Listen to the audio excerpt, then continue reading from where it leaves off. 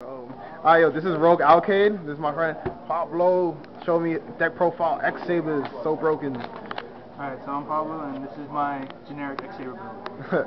So as always, you play 3 Dark Souls, mainly because it's a consistent floater, and surprisingly enough, people will choose not to attack it. The sole fact that they just don't want you to go plus. Other 3 staples is your Emrys Blades. Emrys Blade, once again, another floater. Surprisingly big attack for 13. It's a 3-star, and it lets you get any level 4 or lower X-Saber from your deck to the field in any position. So I had 2 More box. staples is our Full Helm Knights. Full Helm Knight, 13, 3-star tuner. It kills anything in defense mode. You get another level 4 or lower X-Saber to the field from the graveyard. It's also good because it can negate 1 attack, period, as long as it's face up on the field. But most people will just try to abuse it and burn it out. Another card I like to play is 2 Potules. It's a 2-star tuner, lets you get access to your other random level synchros, and it cannot be destroyed as well the battle. Downside is, if it's in defense mode, do your opponent standby, you burn for 1,000, so try not to leave it on the board too long. This is my personal taste. I like 2 Bogart Knights, only for the fact that you can't synchro with it unless it's for an X-Saber synchro. Boogie Knight.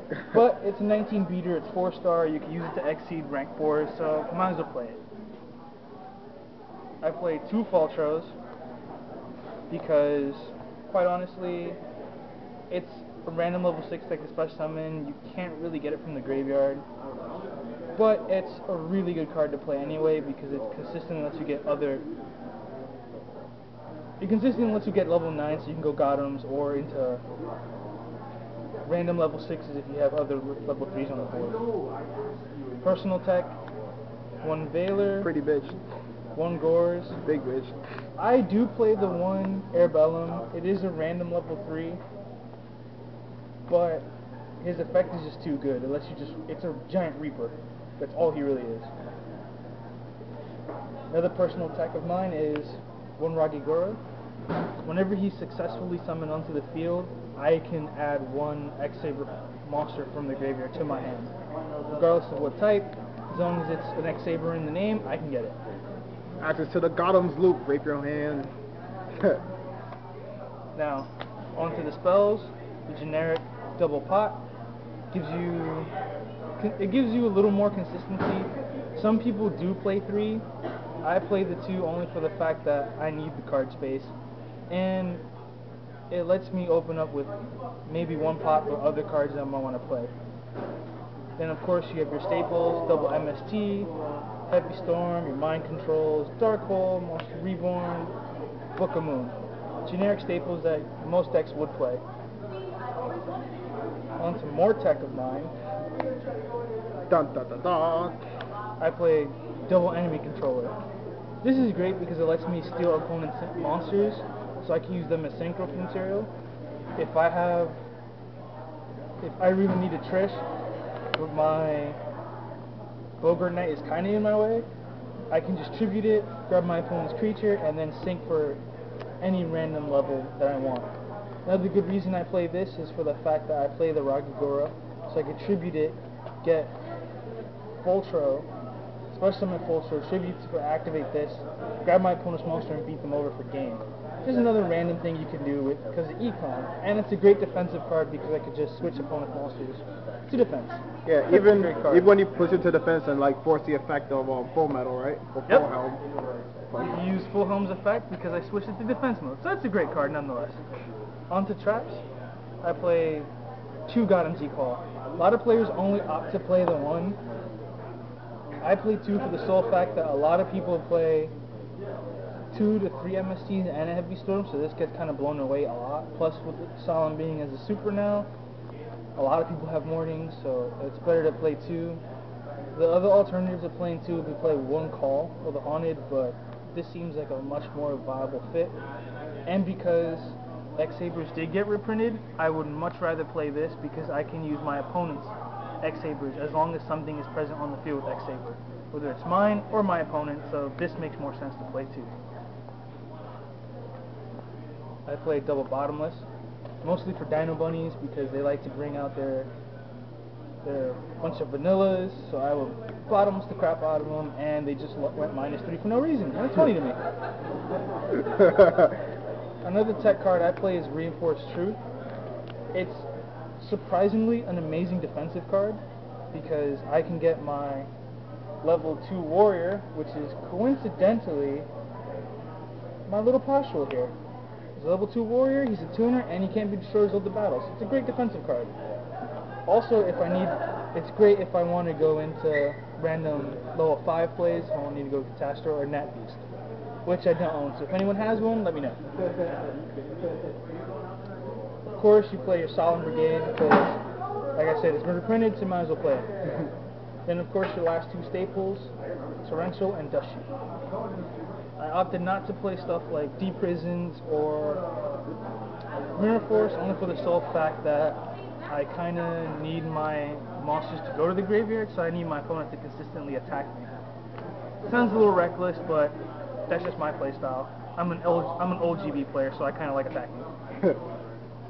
Now we'll go on to the extra deck.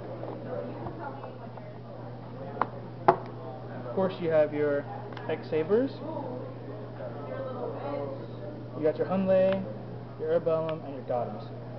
I only play 1 and 1 only for the fact that Gothams, you only do it if you have the loop or if your opponent has 2 to 3 cards and they haven't played Gorge yet. So you might want to get rid of it early. I play Urbellum because it's a level 7 and it's great to use with Bogart Knight. But once Soza comes out, he's leaving the extra deck so fast. Sorry. Then the only 2 Exceeds I play as of now are this Leviathan and Utopia. I play Utopia because I do play, even though I do play 2 Bogart Knights and they're the only level 4s I have, I do play Mind Control. And that con. And enemy controllers, so I can get level 4s out of the way if need be, plus I have level 4s on my side, so it makes sense to play. This is surprisingly easy to get because I have Ragigoro, so it does give me that random level 1 to make 10. And it's a great card because people still play Agents and Soldier, and this is hilarious. I just chuck all the cards from your hand.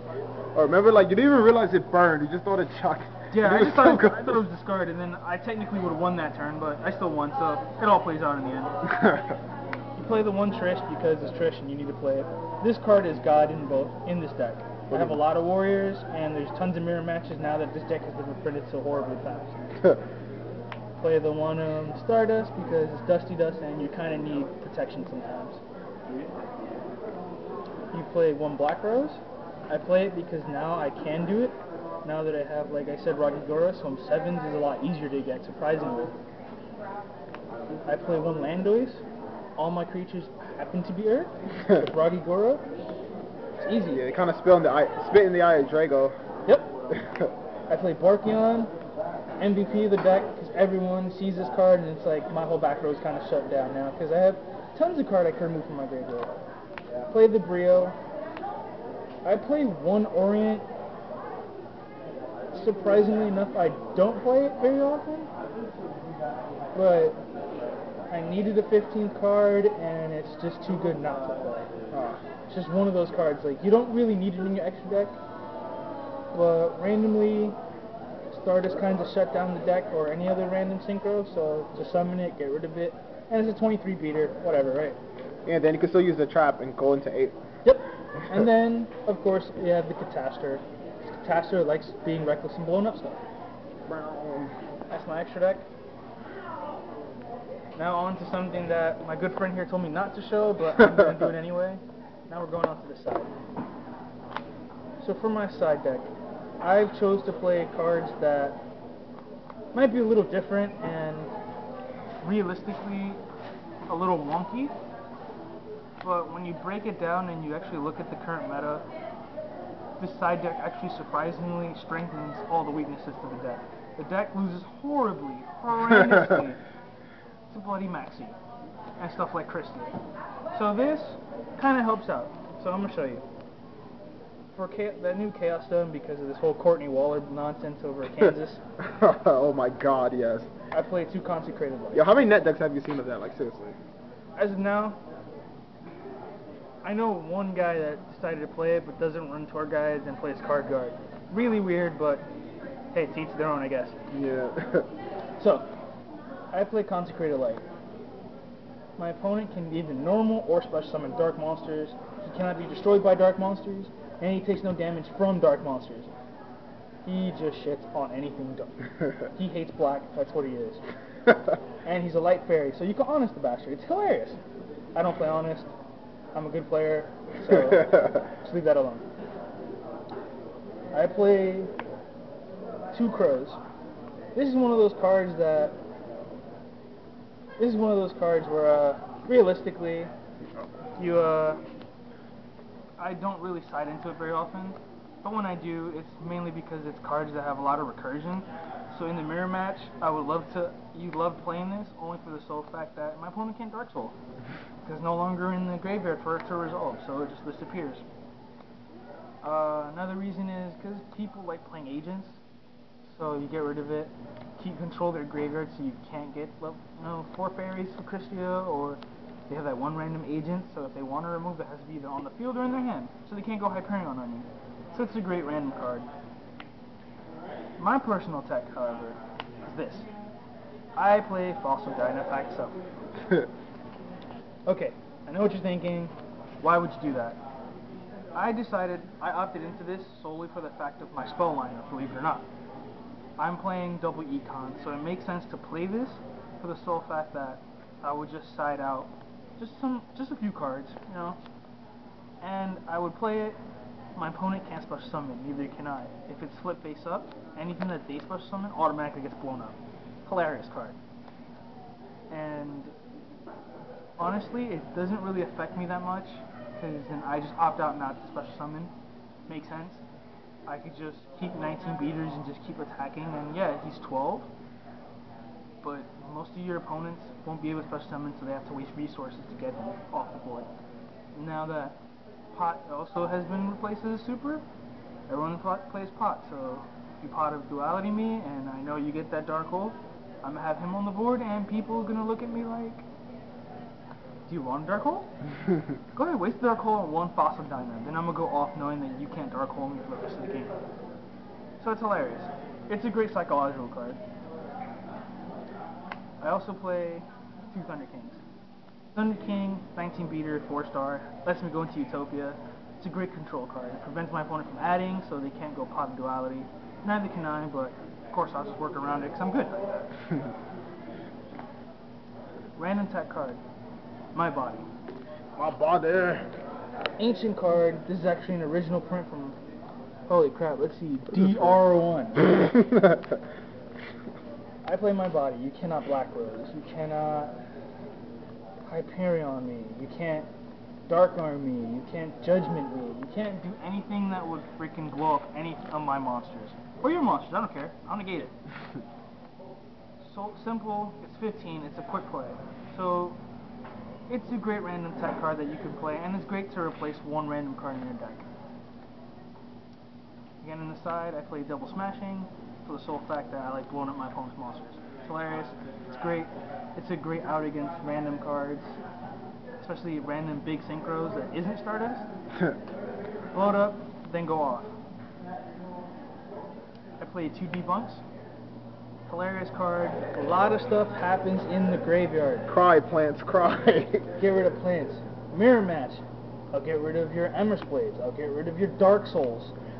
I'll just hate you for the rest of your life. I don't care. And all the hand traps. Like, oh yeah. You. Gores, no, don't do that. No Gores.